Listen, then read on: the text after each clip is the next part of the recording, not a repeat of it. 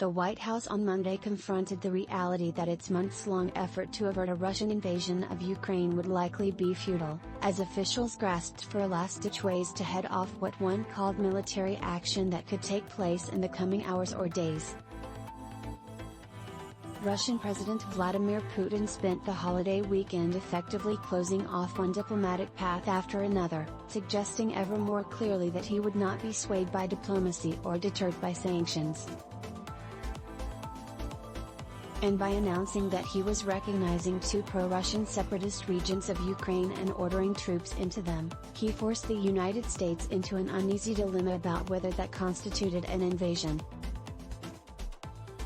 The Biden administration sought to hit back at Russia's aggressive action while stopping short of declaring that it had officially invaded Ukraine, which would have triggered the array of hard-hitting sanctions President Biden has been warning about for months.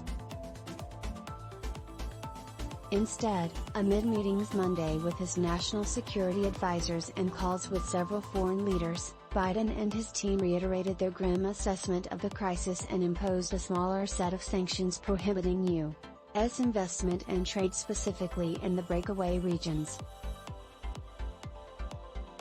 Administration officials said additional measures, including more sanctions, would be announced Tuesday, and emphasized that the newly announced sanctions are different from the much larger ones Biden has been threatening should Putin invade Ukraine. Bremmer, president of the Eurasia Group, a global security consultancy, said Putin's actions followed a certain logic, enabling him to make a move against Ukraine while throwing the West into uncertainty about whether it was serious enough to merit a full-blown response. Western diplomats have been predicting for days that Putin would, initially at least, take actions short of a full-scale invasion and capture of Kyiv, such as a cyberattack or a limited incursion. If I were advising Putin, I would tell him to do this because we have a problem now, Bremmer said. Putin has deliberately not gone all in yet, Bremmer said, because the entire point is, don't make it easy on the West to respond.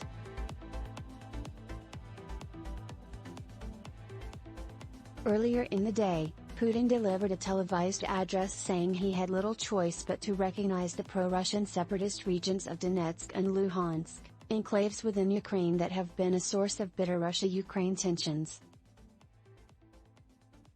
Russia has increasingly suggested, with little evidence, that residents of those regions are under threat from the Ukrainian military.